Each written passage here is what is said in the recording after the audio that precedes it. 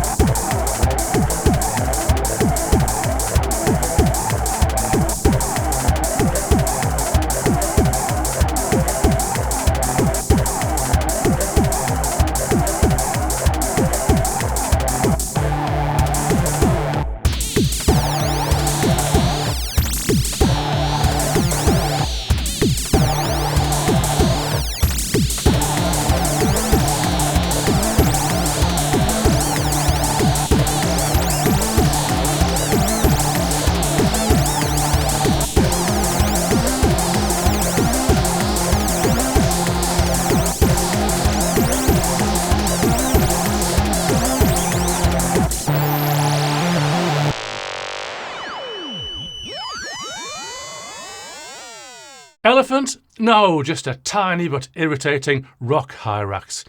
The box was damaged. Normally this isn't a good sign, and it isn't here. The cause was the UK mains plug, which there doesn't quite seem to be space for in the box. The UK mains plug, being the biggest household plug in the world, is clearly an outlier, but it needs to be properly catered for. Did I say biggest? It's also the best. Comments? And commenters, tell the world in what way it's worse than Lego. Let's not worry about that. There doesn't seem to be any damage other than the box. The first thing we're going to need to do is set the turntable up. What? Set it up? You say. Well, yes, it's a mechanical device and you need to do more than just plug it in. But this is all part of the fun. In setting up terms, one might consider this to be an entry-level turntable. Audiophiles with their audiophile-grade turntables will have much more setting up to do. They'll enjoy every minute of it, and when they're done, they'll want to tweak again and again. So, no, you're not getting the full setting up experience, but you're getting some. Let me show you. What we note from the unboxing is that the platter, getting technical now, is packed separately from the rest of the turntable. I'd be looking for some instructions on how to attach the belt. In the quick start guide? No. In Fiio's FAQ? No. Anywhere? If it is, I haven't been able to find it. Fortunately, I've done this kind of thing before, so I think I know what I'm doing.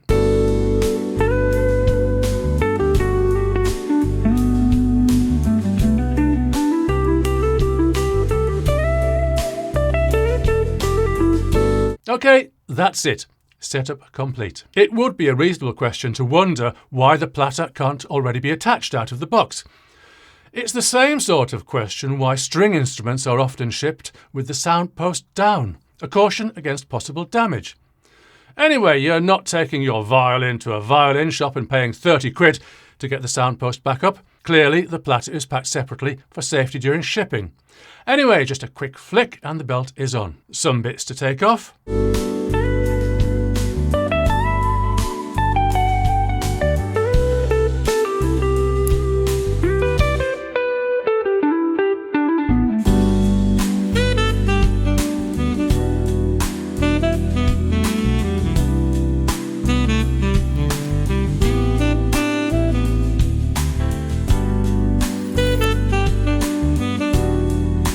And we're ready to go. Okay, let's look at the TT13.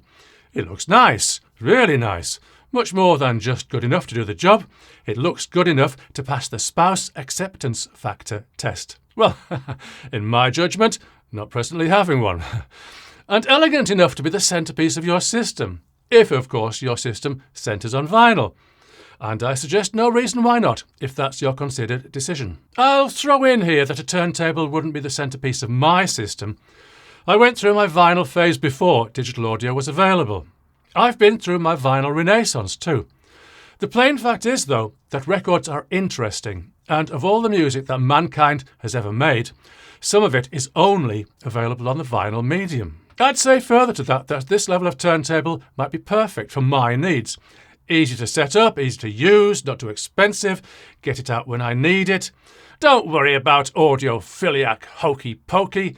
Just put the record on and play it. Right, let's look at what this beast can do. Breaking the habit of a lifetime, I'm going to look at the front first, or rather the top. Power, speed, brightness, start stop, repeat, up down. Brightness? This means that I haven't got the Bluetooth version of the TT13, where this would have been the pairing button. That's a shame because I could have tested that function. I'm sure it's okay though. When has a Bluetooth not been okay? Turning things round and looking at the bright side, literally, I'd assume that rich folks who have been able to afford, presumably, extra for the Bluetooth version, well, they won't get to control the brightness of the various illuminations, will they? They'll have to use the remote. Maybe you'll forgive me for not demonstrating the various colours, brightnesses, indications and stuff. I'm a noise boy, not a lampy. So far so good. Let's go round the back. Now, what's important is that the RCA outputs are at line level, so you don't need an RIAA preamp. It's done for you. For a turntable of this grade, I feel that this is appropriate. Just don't plug it into the phono input of your integrated amp, or, heaven forbid, the moving coil input, or you'll be replaying Back to the Future's Marty Tries Doc's amp scene. I notice a ground connection. This is normal for turntables that don't have an internal preamp. I don't seem to need it here myself, but doubtless commenters who do will tell us if and why. Also, we have two power options, mains or DC. I'm not going to quibble that there's an option for a separate DC power supply, but I'm not sure I see the point. Yes, audiophiles will love this kind of thing for their high-end turntables, but is this an audiophile turntable? Well, it's there. Use it at your pleasure. Now, did I say that this is an automatic turntable? Probably not, because a lot of vinyl enthusiasts and not even audiophiles, sneer at this kind of thing, and I didn't want to give the game away too early. Come on, it's not a changer. Really, who wouldn't like a turntable that'll play at the touch of a button and stop playing when the side is finished and repeat play if you're occupied in some activity where you don't want to be disturbed? I'll say also that I've always been a bit squeamish about lowering the stylus by hand. I like an arm with a lever for that so that the stylus lowers itself nice and slowly, hands off. But surely automatic is better. You know, I used to have a Technics SL7. It could tell the difference all by itself between 12-inch and 7-inch records. 10-inch too. I really get her going when I take out my big 10-inch. TT13 says, not tonight. You have to reach around the back and switch it between 12 and 7. At least the switch is a sticky out toggly thingy so you can just feel for it. Not really a problem, and you can, if you must, play 10 inches by positioning the arm yourself. Now here comes a bit of a quibble. There's a control on the back for balance. So if you want the sound a bit to the left or a bit to the right, you can reach around and twiddle it. Well, hey, no. Left and right are correct when you're standing in front, reaching around. That could have been an easy thing to get wrong. But what's wrong is, who needs a balance control? What we need, considering that there's a preamp inside, is a volume control. I could then plug the TT13 straight into active speakers. And do you know, some power amps don't even have a volume control. I'd have liked a volume control right there on the top. Maybe just me, but commenters, please comment. Now, vinyl-loving audiophiles, take note. This is a turntable for people who just want to play records, not fiddle with the setup. Bearing in mind that I don't have a full manual, I see no provision for adjusting the stylus force. The counterweights, looking like weights, on the arm don't move. This is fine as long as you're happy never to upgrade the cartridge. Or maybe check that any cartridge you upgrade to is happy with the approximately 3.5 grams stylus force. And you might want to upgrade. The supplied cartridge is the Audio-Technica 3600LA. This cartridge comes in different versions where the difference is in the stylus. I can't find the LA version on Audio-Technica's website, but MrStylus.com states that this is a conical stylus. Conical styluses, style I, have their adherents, but most of the received wisdom believes that elliptical is better. I might make a video on this in the future, but at this point, if you prefer a conical stylus, please tell us why in the comments. In reality, my guess is that few buyers of the TT13 will upgrade. And I suspect that more than a few won't even bother to replace their stylus every so often, like 500 hours for a conical. Don't worry though, in the days of 78s, you had to change the stylus, call it an old-fashioned needle if you like, every 2 sides.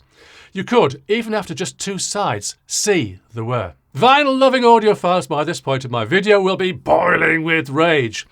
When is he going to mention bias adjustment? Bias adjustment, also called anti-skating. Where do we adjust it? Okay, quickly on this for those who don't yet know, and for anyone new to turntables, why would they? So, quickly, the object is to centre the stylus in the groove, so that A, the groove wears evenly, not one side more than the other, and B, other stuff that I'll leave for now, but clearly you wouldn't want the groove to wear unevenly. Because of friction and the geometry of the arm, there's a natural tendency for the arm to pull inwards of its own accord. If you look at this photograph of the famous SME 3009, I used to have one, you'll see a small weight dangling from a thread, pulling behind the pivot and therefore pulling the arm outwards to correct any tendency to skate. The question is, since here there appears to be no adjustment for anti-skating, is the arm already set up for this as it is? I'm going to test it. Firstly, I need to make sure that the turntable is absolutely level, and so do you, by the way. You can get a special audiophile grade spirit level for this, but I'll use one I got for cheap from Amazon. Okay, I think the turntable is level to a reasonable standard. I skipped the bit where I was putting paper shims under the non-adjustable feet. Now, I'll put on one of the amazing test records I've collected over the years at car boot sales. It has an area without any grooves to test whether the arm skates. According to one variety of wisdom, the arm should stay still, neither moving inwards or out. Let's see. To me, the arm seems rather eager to travel towards the centre of the disc. But there is another variety of wisdom that says the arm should move slowly towards the centre. If it doesn't, then it's the outer side of the groove that's doing the work. I wouldn't take too much convincing that that's a bad thing, for more than one reason. Anyway, you saw the test, you have an internet, I'll let you do your own research and make up your own mind. And I may make a video on anti-skating. Who wouldn't love that? What else? Well, I think I've said pretty clearly that this is a nice looking unit. Nice look and feel. I doubt you'll be disappointed with that. It plays records, it could hardly be simpler. It lacks some adjustments an audiophile, or a mere enthusiast such as myself, could have wished for. My other what else's include a volume control, because with one it could so easily be paired with active speakers. Maybe a headphone output too. I know it isn't traditional, but I could see myself using it. Maybe not plug or unplug while the record is playing though. If I were to summarise, I'd put the Fiio TT13 as an entry-level turntable into the world of hi-fi turntables. It isn't a Crossley, which is nothing more than a bit of fun for people who like their fun cheap, or a step or two up from a Crossley. It's a good way beyond being just a cool toy for hipsters. The TT13 could be a serious addition to your growing and developing system. Or maybe you just want to be able to play a record now and then and have a decent player to play it on. Commenters, I think I've given you enough to work with in this video. I'll be coming back to turntables, arms and cartridges. Theory, practice and things that we can endlessly discuss. Start me off. As always, I was sent this unit, but other than that and any affiliate links, there's no payment or influence involved. So I can say what I like, and I've said it. See you soon. The purpose of this record is to demonstrate a neglected factor in phono pickup design, namely, the ability of the pickup to stay in contact with the groove modulation over a wide range of frequencies and intensities. Orchestral bells, level 4.